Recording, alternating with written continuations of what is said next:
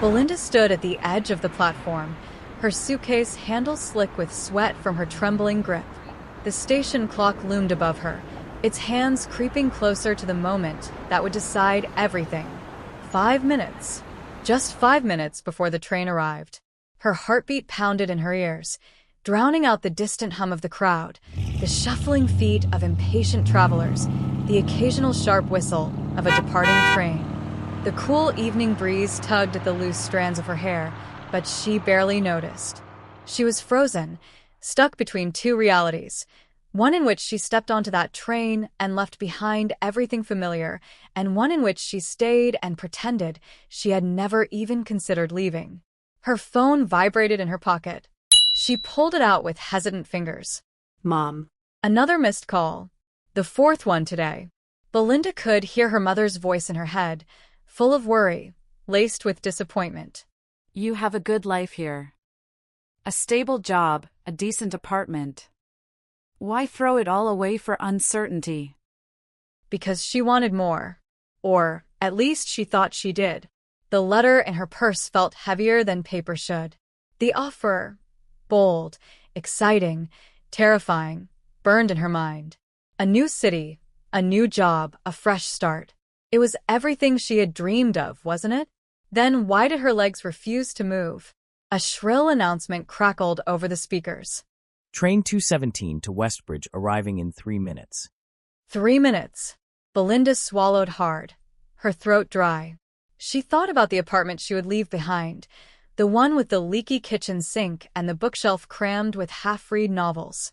She thought about her coworkers at the office, the ones who barely noticed her unless they needed something. She thought about the endless cycle of predictable days, the kind that made time slip away unnoticed.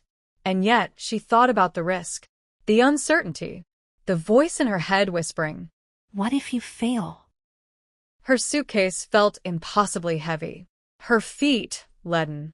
2 minutes. A sudden gust of wind blew through the station as the headlights of the train cut through the dusk. Her pulse quickened. This was it, the final moment. If not now, then when? The train doors hissed open. People rushed past her, stepping on with ease, as if this decision were the simplest thing in the world. But for Belinda, it wasn't just about catching a train. It was about stepping into a new life. She inhaled sharply, her chest tight. 1 minute. A voice in the back of her mind, louder than the doubt, louder than the fear, whispered just one question. If not now, then never? Belinda exhaled, and she stepped forward. The train lurched forward, pulling away from the station with a slow, deliberate force, as if it knew it was carrying her away from everything she had ever known. Belinda sat by the window, her hands clenched in her lap, her breath shallow. The platform disappeared behind her, swallowed by distance, by time, by the choice she had just made. A dull ache bloomed in her chest. Was this regret? Or just fear dressed in another form? Outside, the world blurred into streaks of green and gold as the countryside unfurled before her. Rolling fields, flickering streetlights in small towns, lonely farmhouses with dim-lit windows, each one a silent witness to her journey. She imagined the lives inside those homes, people sitting down for dinner, watching TV, safe in their routines.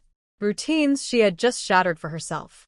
Her phone buzzed in her pocket, dragging her back to reality. She hesitated before pulling it out. 12 unread messages.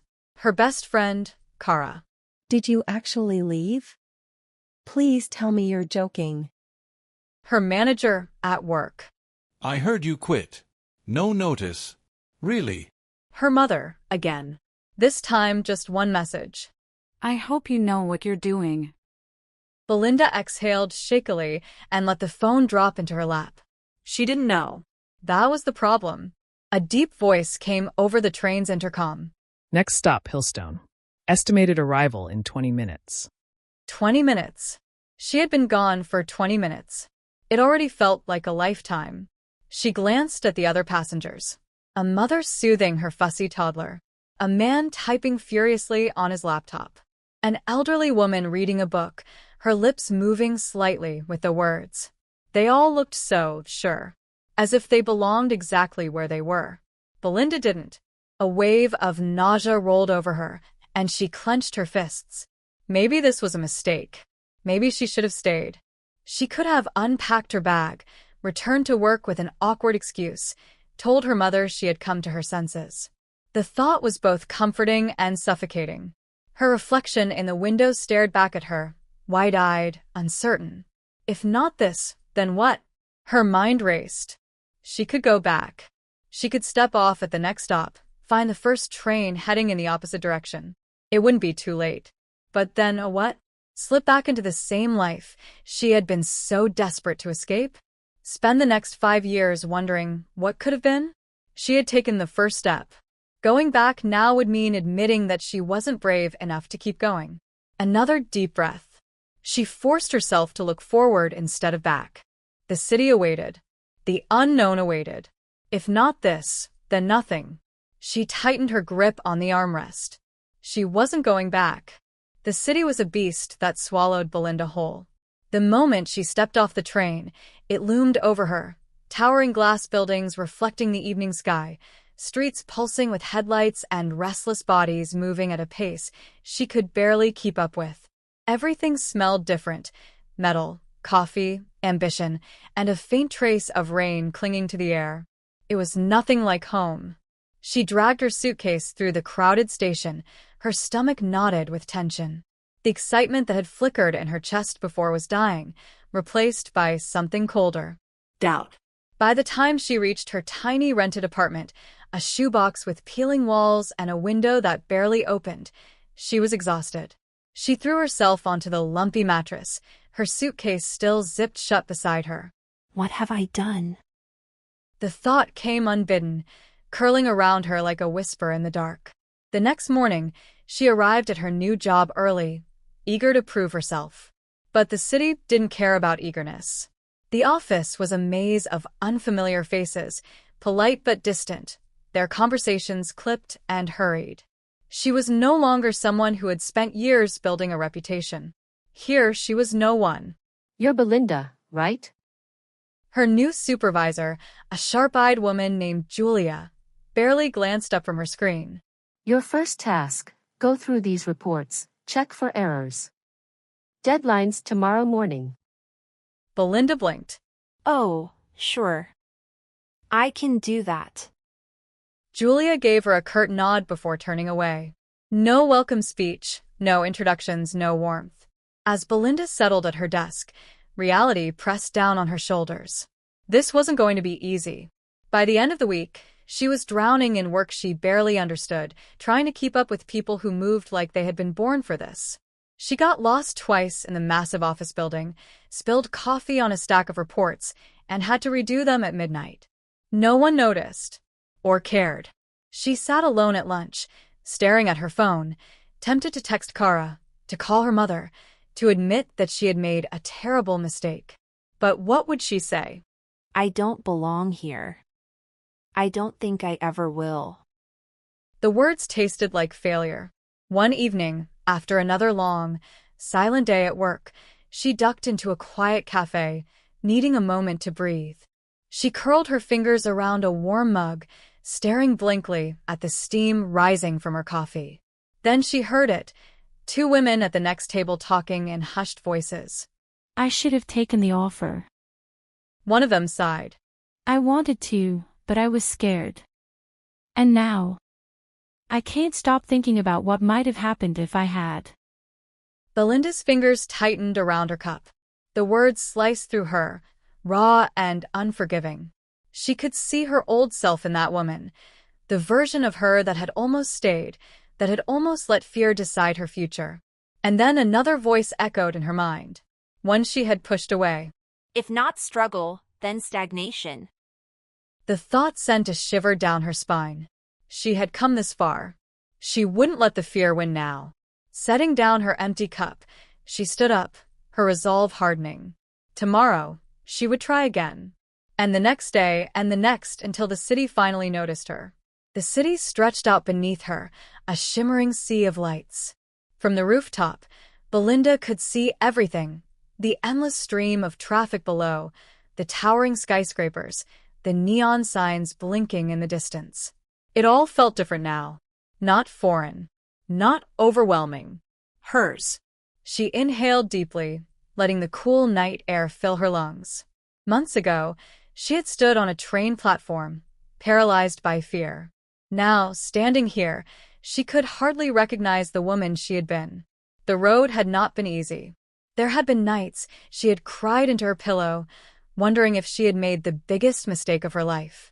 Days where work felt impossible, where she had stumbled through meetings and felt like an imposter in a room full of confident faces. Moments where she had nearly packed her bags and taken the first train home. But she hadn't. She had pushed through. She had learned to speak up in meetings, to throw herself into projects, to make her presence known. She had made mistakes, but instead of shrinking from them, she had learned. She had made friends, real ones. The kind who noticed when she was struggling, who pulled her into last-minute dinner plans, who made the city feel a little less lonely. And then, the moment that had changed everything. Her supervisor, Julia, the same woman who had barely looked at her on her first day, had stopped by her desk just 2 weeks ago, her expression unreadable. Good work on the last project, Belinda. She had said. I'd like you to lead the next one. Belinda had blinked, unsure if she had heard correctly. You want me to lead? Julia smirked. You've earned it. Those 3 words had nearly knocked the breath out of her. She had done it. She had proven to herself that she could survive this. More than that, she could thrive. The wind howled around her as Belinda stood at the edge of the rooftop, looking down at the sprawling city she had once feared. It was alive, buzzing, glowing, pulsing with energy. A year ago, it had felt suffocating, a labyrinth of steel and strangers. Now it felt like home. She had made it. But the road here had been brutal. Belinda could still remember the night she nearly gave up. It had been after a particularly humiliating meeting, one where her ideas had been brushed aside as if they didn't matter. She had sat at her desk long after everyone had gone, staring at the glow of her computer screen with tears threatening to spill over. I don't belong here. The thought had echoed in her mind, louder than the hum of the city outside, louder than the doubt she had carried since she arrived. That night, she had walked home with her resignation letter drafted in her inbox, her hands shaking as she hovered over the send button. But she hadn't pressed it. Instead, she had stared at it, the words blurring together until something inside her snapped. No. She had fought to be here. She had chosen to step onto that train. She had left everything behind because she knew she wanted more. So she fought harder. She started speaking up in meetings, forcing herself to be heard. She stayed late, studied harder, absorbed everything she could. She refused to be invisible. And one day they noticed.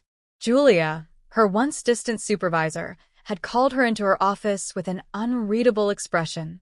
You handled the last project well. She had said, leaning back in her chair. I want you to lead the next one. For a moment, Belinda had just stared, her breath caught in her throat. Led? It felt impossible. Unreal. But the way Julia was looking at her wasn't dismissive, it was expectant. As if she had always known Belinda had it in her. That moment changed everything. Now, on the rooftop, Belinda closed her eyes and let the memories rush through her. The fear, the struggle, the moments she had been so close to quitting. But she hadn't.